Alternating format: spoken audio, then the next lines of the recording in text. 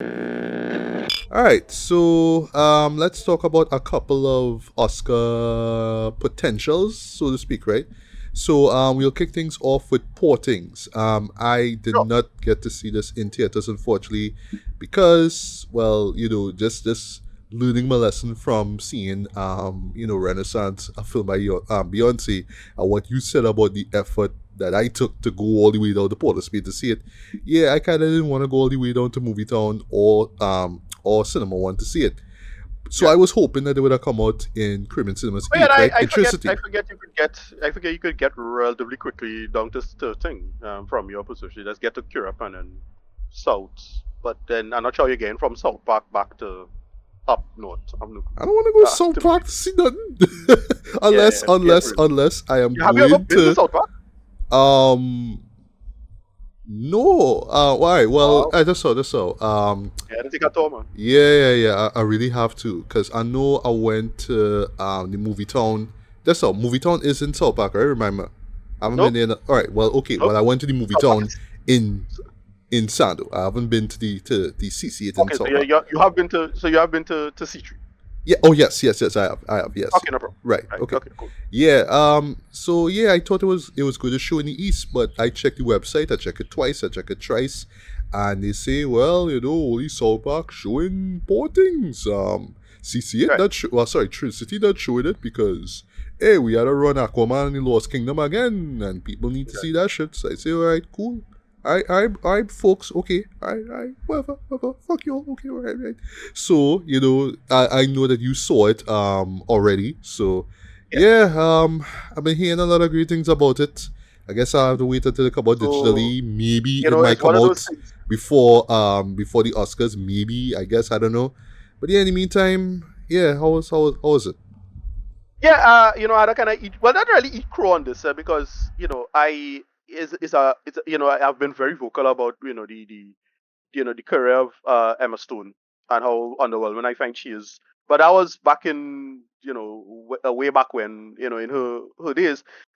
In this she's great, love her. Didn't like her back in La La Land days, but love her in these days. And this is excellent. All right, so what this is about is that it's a kind of weird like Tim Burton-esque kind of Dr. Mabuse kind of German expressionist kind of world where Oh wow, this we go in Dr. Mebusto. Wow, okay. yeah We going it way weird back though. that's what the first thing I was thinking of like, this kind of Dr. Caligari kind of world, how everything weird and German expressionist. And if you know well the Tim Burton kind of exploit and capitalize on the aesthetic in his film career, but not about it. But it's a kind of weird fantasy world where um this guy does this makes a Frankenstein thing, and he himself looks like Frankenstein's monster, creates his own creature by creating this woman, and she just have to kind of learn the world from her perspective, and it's really weird and interesting what happens in terms of building up this life.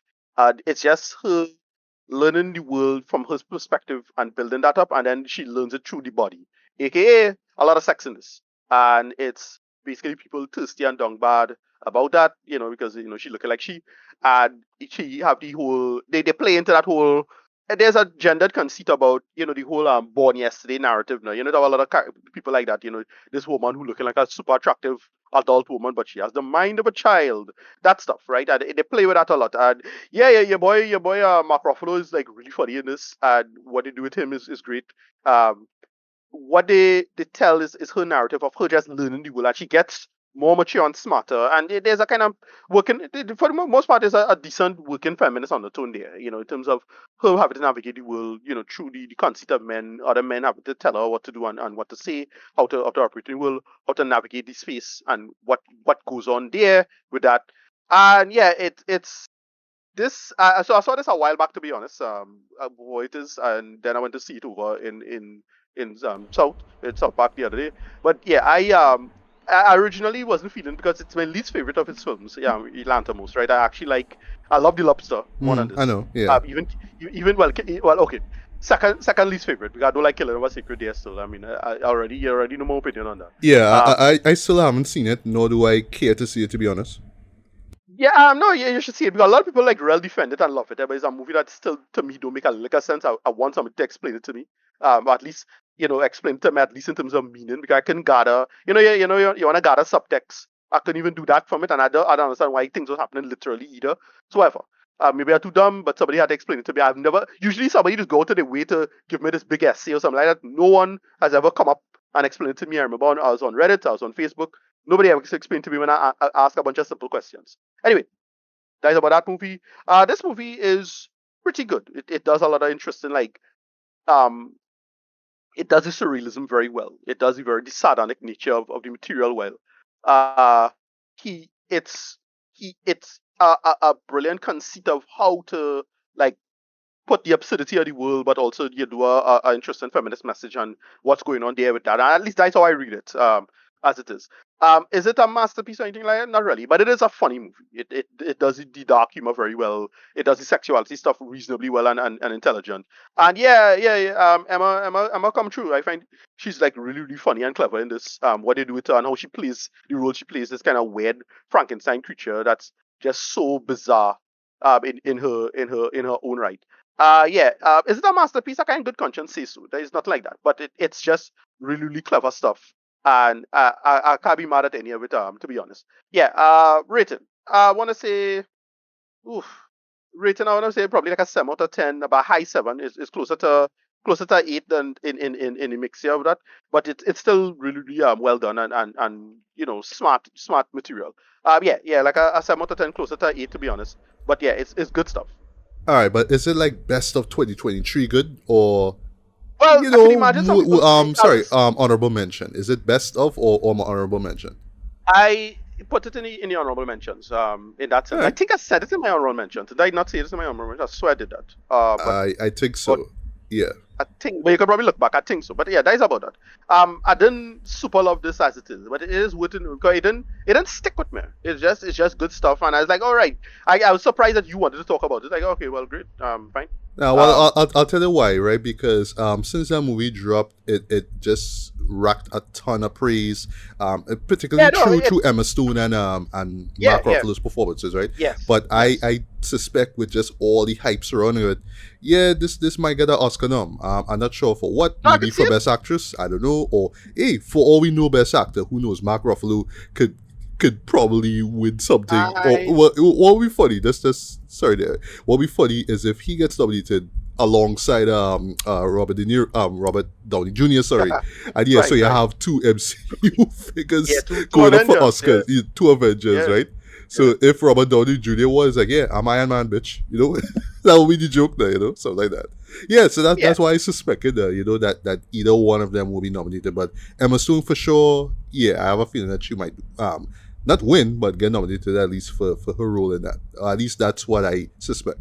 Yeah, no, like I could see this happening because I again, it's a movie that don't stick with me personally. Like I Right. like listen, other than the Lobster, I never really like any of his films. Lobster and oh gosh, you one with the other one The with favorite. I think the the favorite, favorite. right? Yeah. Yeah, I really like the favorite. Me too. But Me too. I didn't super love the favorite. I just like the favorite a lot. But I love the Lobster. I've been loving the Lobster since it came out. I was a big praise of that when that came out back in the days. But this I wasn't like super overhyped about. I just liked it a lot.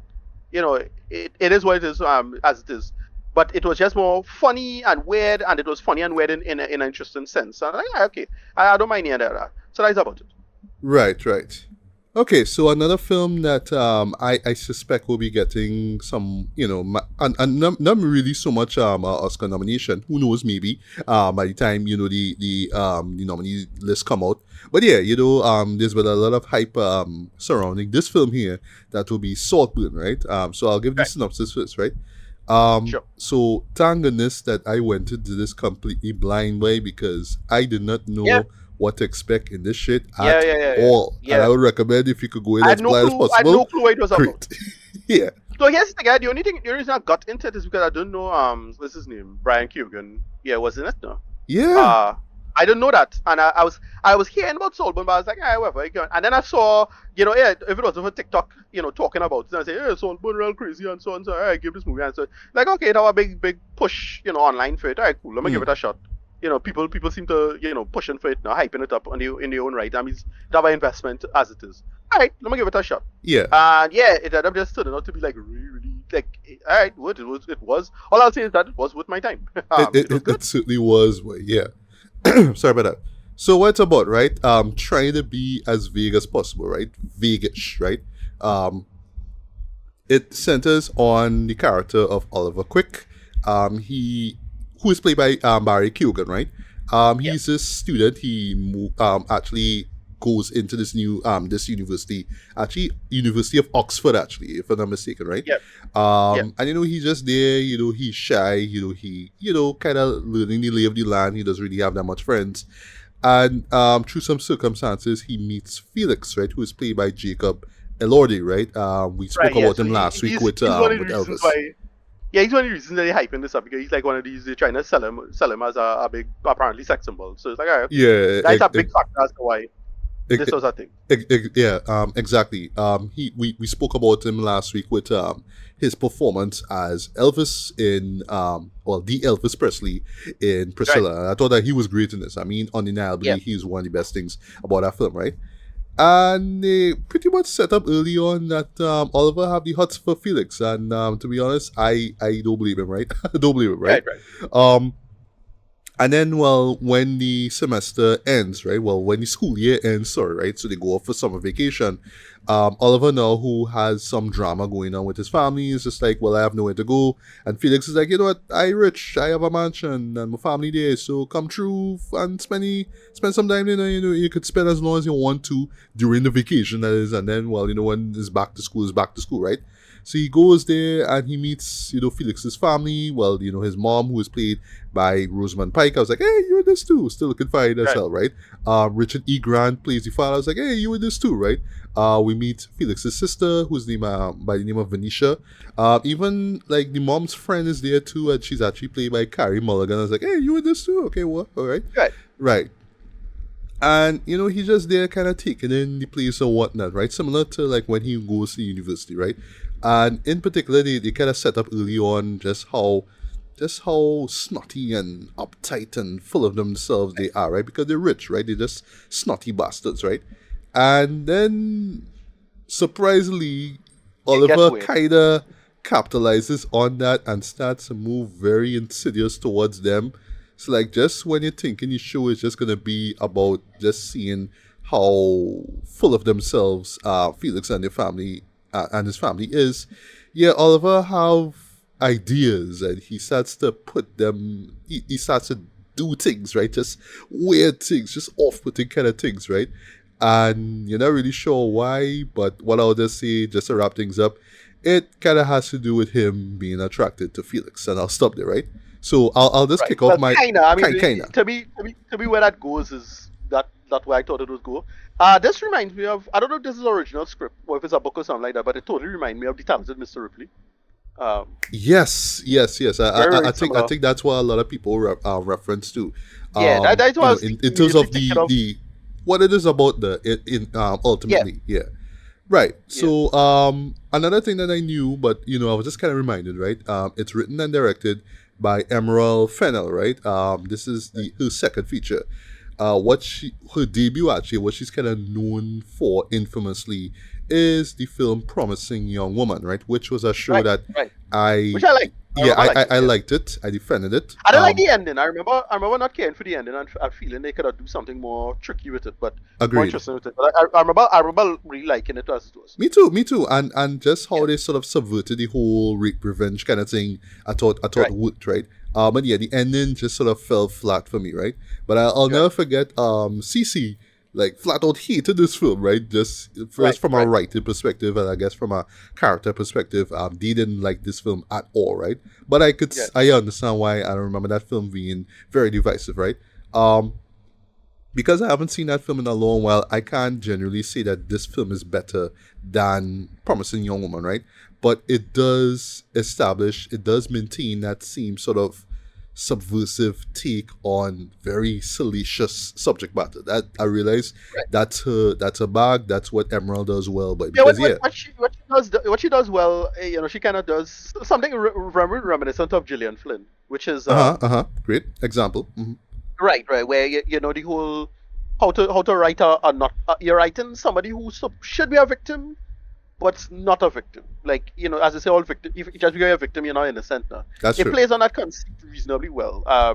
She does that, and especially with respect to women, and well, in this case, a queer person. What to do with that in the conceit. No. And they do that. They do that. It's done reasonably intelligently. In this, it because I see it before because it's a little too similar to what do you call it, Talented Mr. Ripley. Yeah, Mr. Ripley. Yeah. Yeah, I couldn't get it as much, but like it does the same conceit. That's our god, especially when you find out the ending, the last set of things. It's like, Yeah. oh shit, all right, I know about that. Which we're not gonna spoil it. But yeah, Right. I just did watch this show and I didn't expect it to be that much like Talented Mr. Ripley. But when it ends, I was like, yeah, it kinda is, right? So yeah, like I said earlier on, it's a great thing I went in this completely blind by because I was entertained, I was surprised, I was shocked in a few moments. But I have to say, wait, this is a really ambitious sophomore effort from Emerald Boy. Because yeah, she is pushing envelopes, she's doing things, she's really like stepping even further out of her comfort zone, so to speak, right? Because yeah, the way how she just handles this content though is very very intelligent, very is very smart, very bold in the way how she does it, right? And yeah, you know what I mean. It just went into directions that I didn't expect. I like that it just maintains this sort of like bleak, like dark comedy vibe to it, right? So Yeah. yes, it's serious and it's played seriously, right? But for the most part, you're really not supposed to take this seriously at all, right? I just like how she balances that very well, right? I think like with Promising Young Woman, she sort of stumbled because of the main theme of it, right? But here, she could kind of let loose, right? So it's just basically showing this character who is down bad, but that's in the worst way, right?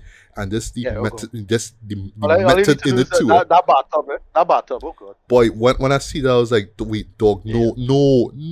I was like, God, no, I why? I I I so glad I wasn't eating it. It's like Jesus. Yeah, I wasn't eating at that point.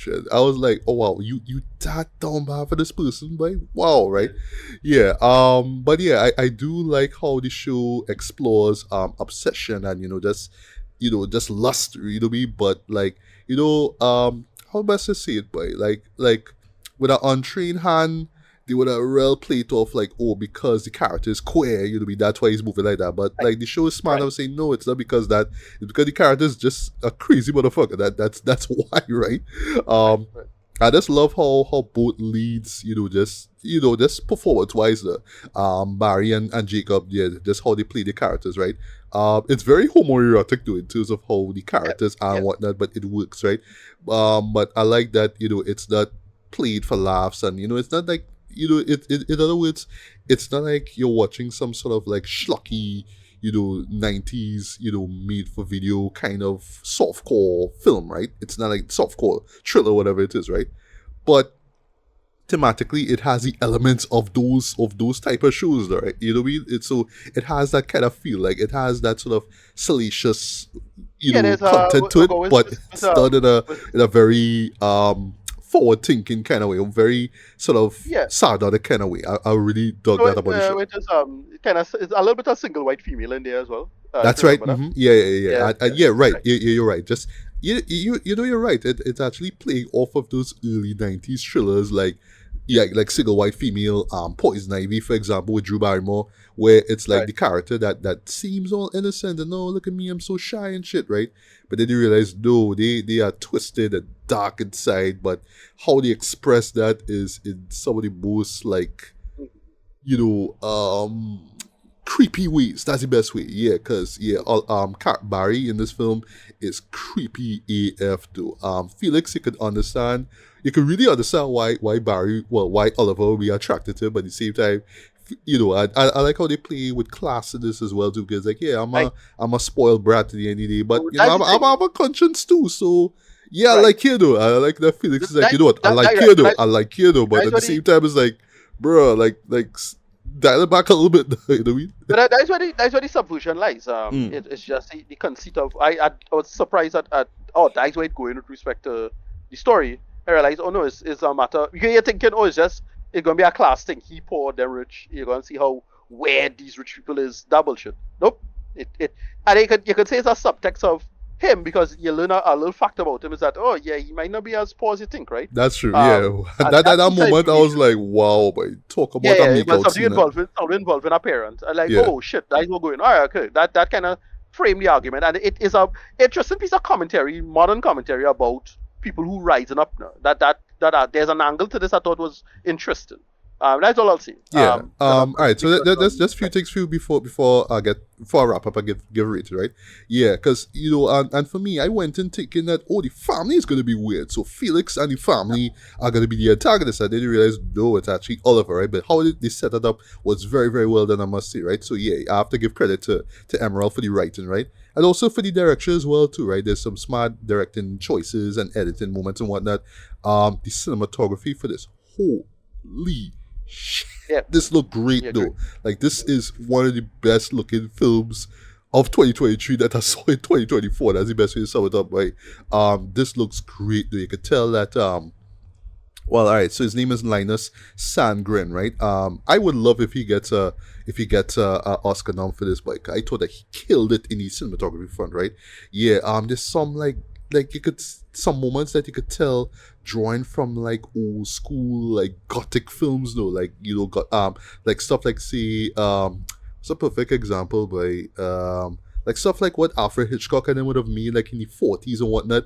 Like you're seeing like exterior shots of like the estate, and you're seeing fog and stuff, and how it looks especially in the nighttime looks excellent in my opinion, right?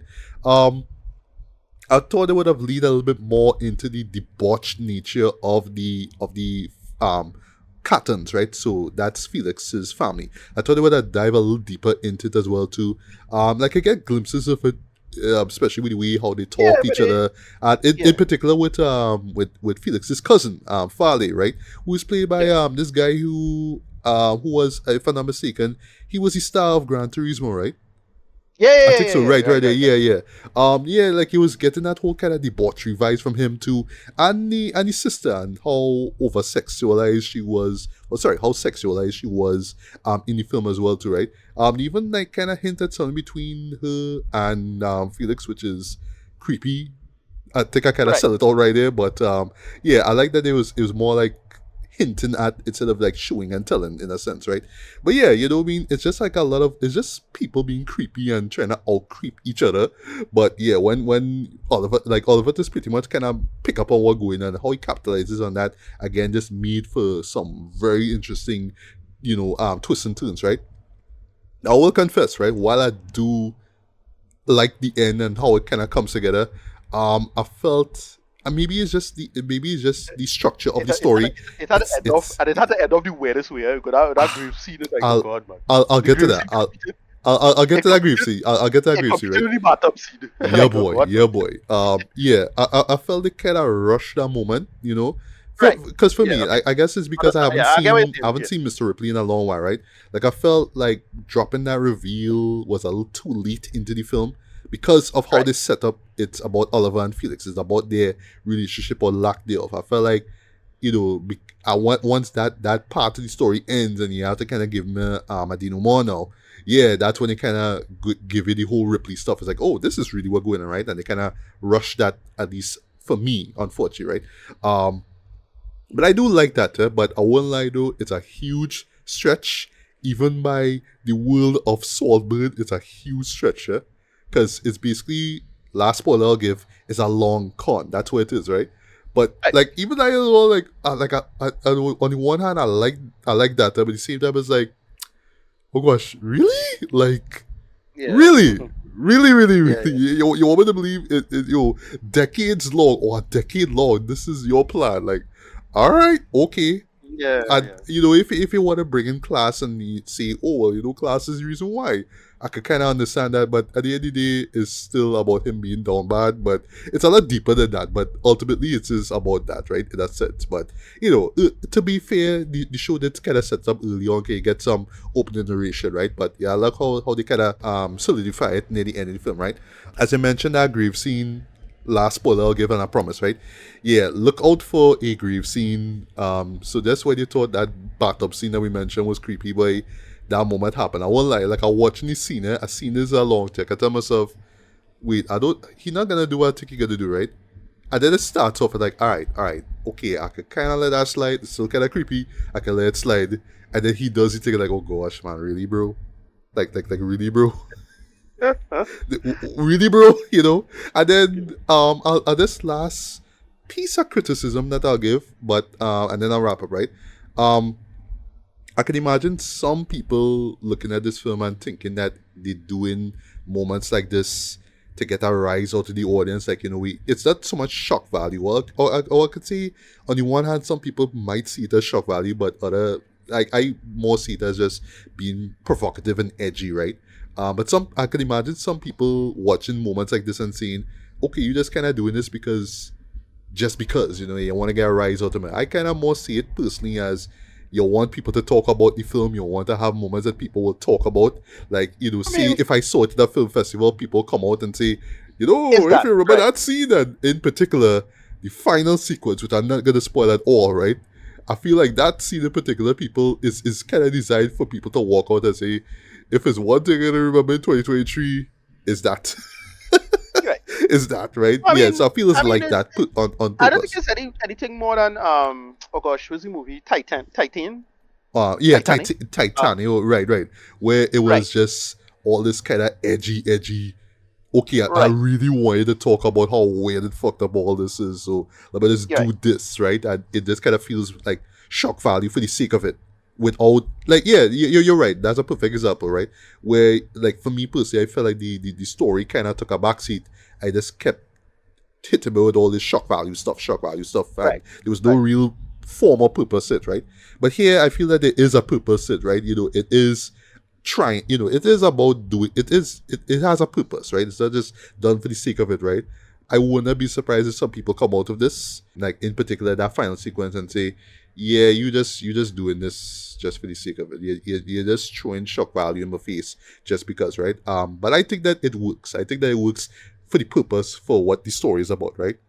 Right, exactly. Yeah. Yeah. So overall, yeah, color me surprised, but I kind of enjoy this though. I don't see myself going back to this in a hurry, but I have a feeling Right. that this will have longevity. But this, I could see this being a cult classic in years, Yes. in the long run. Yes, in the long run. Sorry. As far as Promising Young Woman goes, I don't know. Maybe some years later, some YouTuber might bring some fresh new perspective on it, and people might appreciate it then than now. I don't know, but I have a feeling Right. that, you know, you'll see more of that with Saltburn, because there's a lot of stuff that goes on behind the scene. It's more than it's more than the sort of subversive, you know, take on, you know, I don't know, like the schlocky. Like, Yeah. yeah, it really does feel like, you know, like its own It's version of like a schlocky 90s thriller, you know. right. But it's done with a I lot. don't. It's actually a lot more clever than you would think, right?